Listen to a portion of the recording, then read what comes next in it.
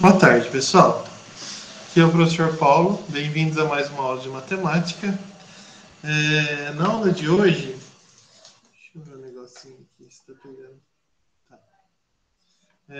Na aula de hoje, a gente vai falar um pouquinho de estatística, tá? Apresentação de dados. É super tranquilo, não tem exercício para fazer na aula de hoje. É mais leitura de apresentação em gráficos, tá? Então, eu vou escrever aqui embaixo, aqui do ladinho, na aula de hoje,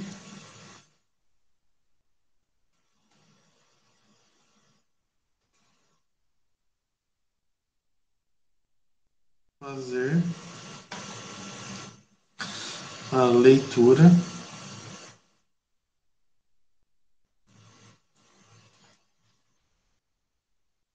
e ouvir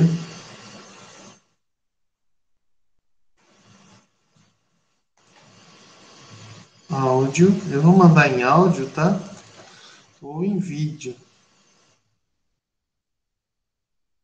a videoaula. Quem não puder assistir o vídeo, porque é muito pesado, ouve o áudio, com as explicações.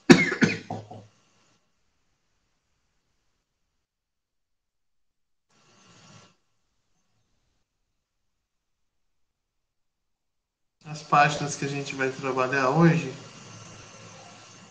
páginas a ser trabalhadas.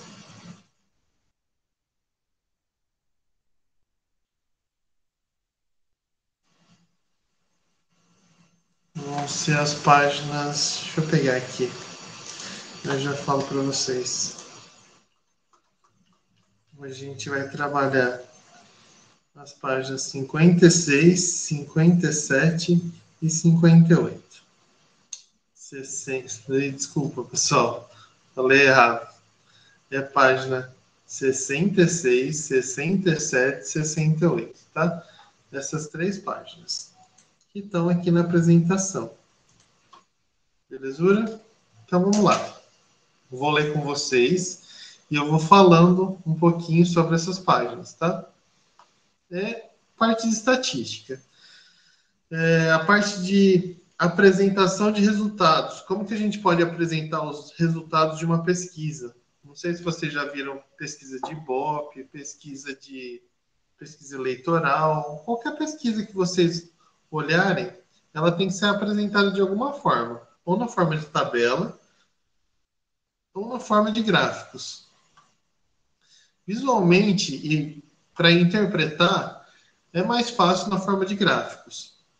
Você resume, sintetiza a ideia e ali nos gráficos, visualmente, dá para a gente interpretar melhor os resultados, tirar alguma conclusão. Tá? Então, já aprendemos a interpretar e organizar dados em tabelas. Deixa eu pegar o laser aqui. Em tabelas e gráficos estatísticos. Essas representações são utilizadas tanto com o objetivo de organizar os dados obtidos em uma pesquisa, a fim de observar padrões de comportamento das variáveis, como para comunicar resultados encontrados. Então, eles coletam os resultados, apresentam na forma de gráficos, por exemplo, e aí, através desses gráficos, a gente pode tirar alguma conclusão. Tá?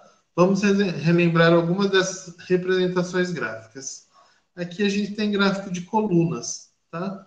Então, o título do gráfico é Coleta Seletiva, porcentagem de municípios brasileiros sem coleta em 2016. Então, se vocês perceberem, ele separou aqui os municípios por região. Região Centro-Oeste, Nordeste, Norte, Sudeste, Sul.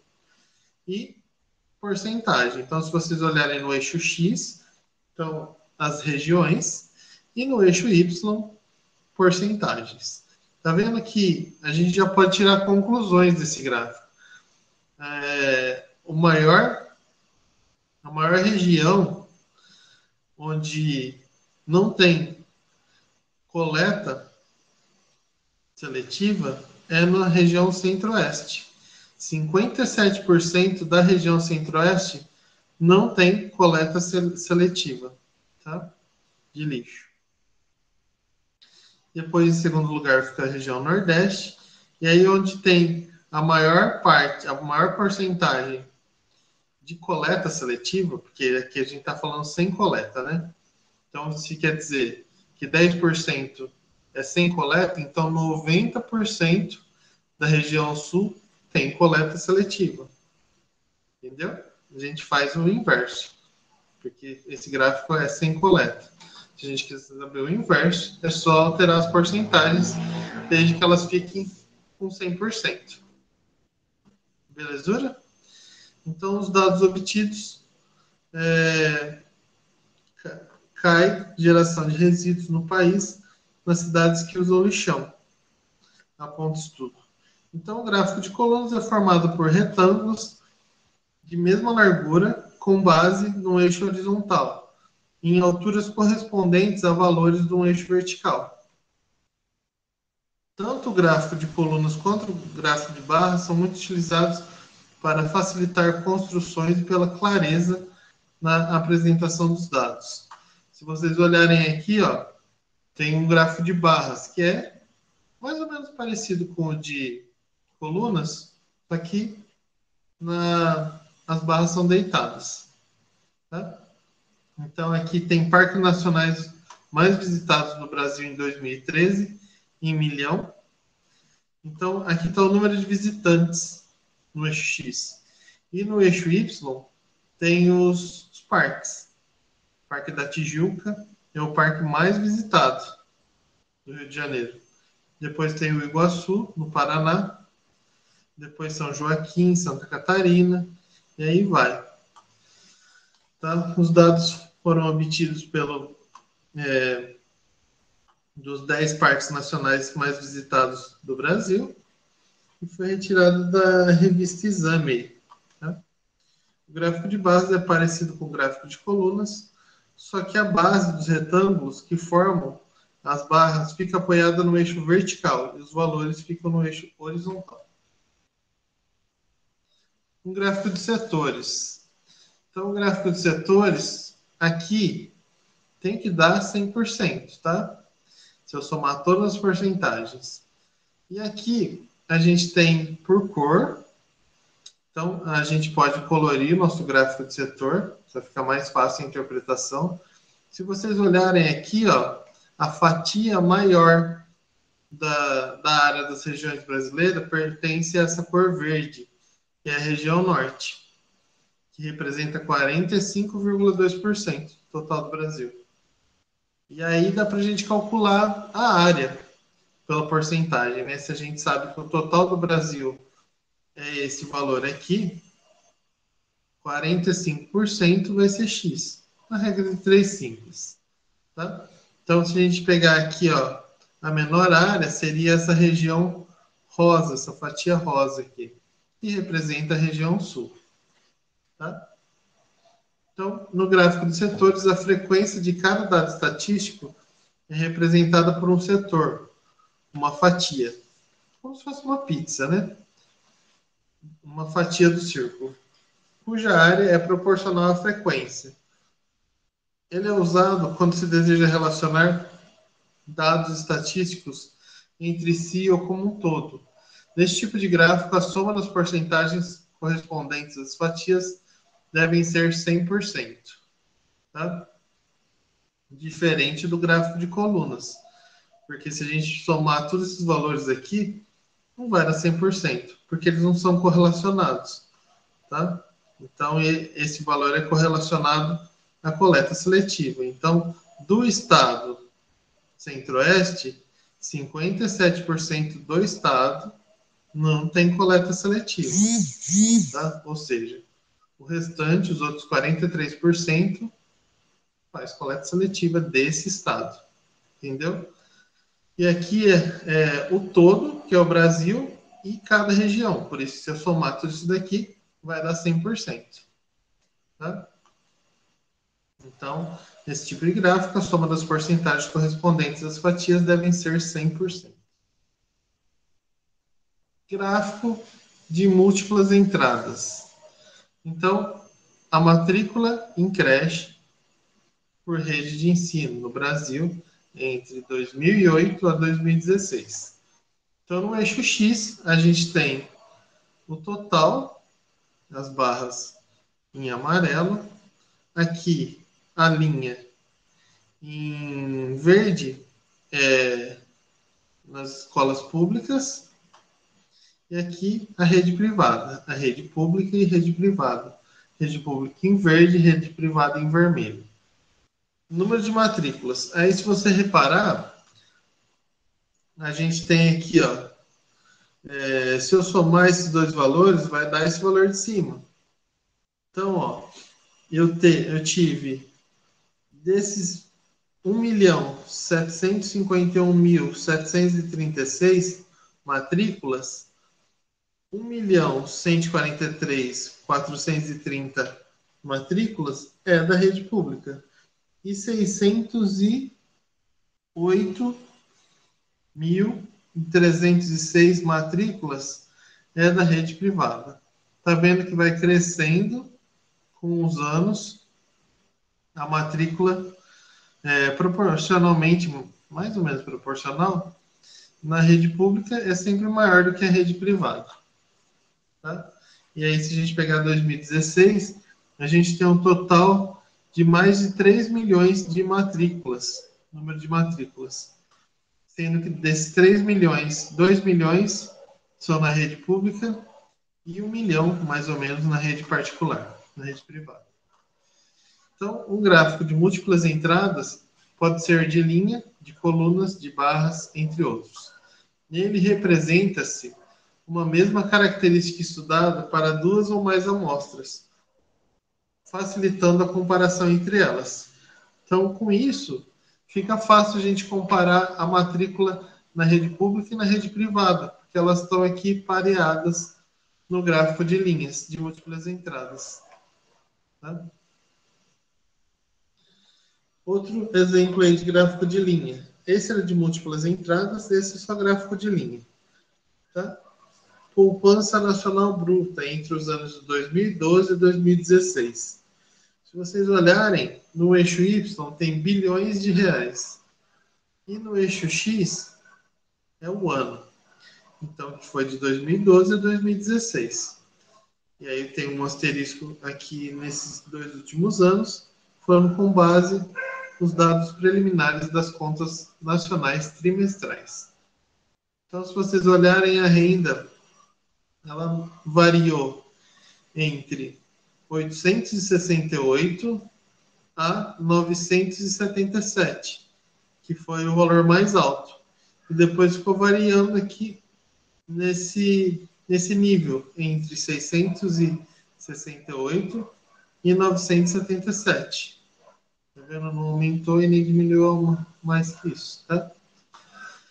O gráfico de linha é usado principalmente para estudar um fenômeno no decorrer do tempo. Ele tem 2 eixos, o horizontal, em que no exemplo acima foram anotados os intervalos de tempo. Então, horizontal. E o vertical, que são as marcadas frequências de uma determinada escala. Unindo os pontos obtidos nos cruzamentos das paralelas aos eixos pelos valores das variáveis, determinamos a linha do gráfico. Então, está vendo que ele foi unindo aqui os pontos e aí traçou um gráfico de linha. Tá? Que a gente tem uma tendência aqui de um ano para o outro. É uma média. Aqui outro gráfico. Evolução do número de escolas por etapa de ensino oferecida no Brasil entre os anos 2008 a 2016. Se a gente olhar aqui, ó, então, ele colocou várias entradas, um gráfico de linha, aqui números de escolas, aqui os anos, e aqui As linhas verdes são anos iniciais do fundamental, linhas vermelhas pré-escola, linhas laranjas ano final do ensino fundamental, as azuis creche, azul clara, bem azul, aqui é mais um cinza, né? EJA, e essa azul clarinha aqui, ensino médio. Então tá vendo que dá para a gente ver a variação. Os anos iniciais e fundamental, eu tenho o maior número de escolas. E aí depois pré-escola diminui um pouco mais, né? E aí eu vou diminuir, aqui tem menos aqui, seria do ensino médio. Entendeu? É estranho, né? Porque esses alunos do fundamental, eles vão precisar frequentar o ensino médio. Então a gente pode chegar a algumas conclusões sobre evasão escolar. Que nem todas essas crianças que estavam aqui chegaram aqui. Por algum motivo, elas acabaram saindo da vida escolar, infelizmente. Esse é bem bonitinho. Pictograma. Então, comprimento de algumas espécies de baleias encontradas no Brasil. Então, ele faz a figura proporcional ao tamanho da baleia. Bem legalzinho, né? Então, baleia mink, 10 metros, baleia corcunda, 15 metros, ele vai aumentando o desenho da baleia. Baleia fim, 25 metros. Então, ele faz mais ou menos proporcional aqui ao tamanho da baleia. Então, o pictograma é um gráfico formado por desenhos relacionados ao tema. Em alguns casos, as frequências medidas da variável são representadas pela mesma figura em tamanhos proporcionais. E essas frequências medidas, às vezes, escolhe-se um ícone para representar determinada frequência barra variável. Esse tipo de gráfico é muito usado em revistas de jornais. É bem bonitinho esse gráfico, ele chama bastante atenção e é fácil de interpretar. Por isso que pictograma é bem utilizado em revistas de jornais aí. É de fácil interpretação e ele é bem chamativo. Se vocês olharem os dados desse pictograma, foi de uma revista, Super Abril. Aqui tem outro exemplo de pictograma. HQs mais vendidas de todos os tempos em milhão. Tá vendo? Ele colocou revistinhas, bem bonitinho aí. X-Men.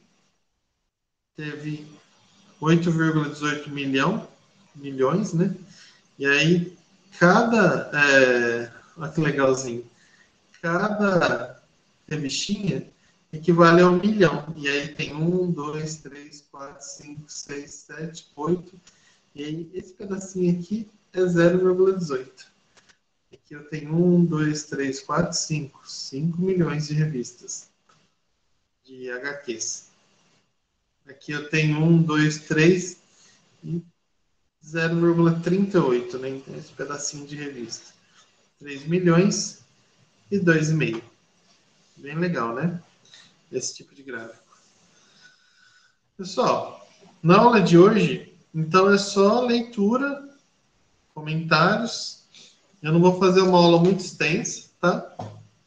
Porque eu quero que vocês assistam a videoaula com cuidado, prestando atenção e lendo junto comigo no livro. Combinado? Eu vou mandar o PDF, vou mandar a videoaula no YouTube e vou mandar o áudio dessa videoaula. Combinado? Então é isso, pessoal. A gente se vê, então, amanhã de novo. Hoje é quarta, então a gente se vê amanhã novamente. Combinado? Então, sem tarefas por hoje. Um abraço a todos e até amanhã.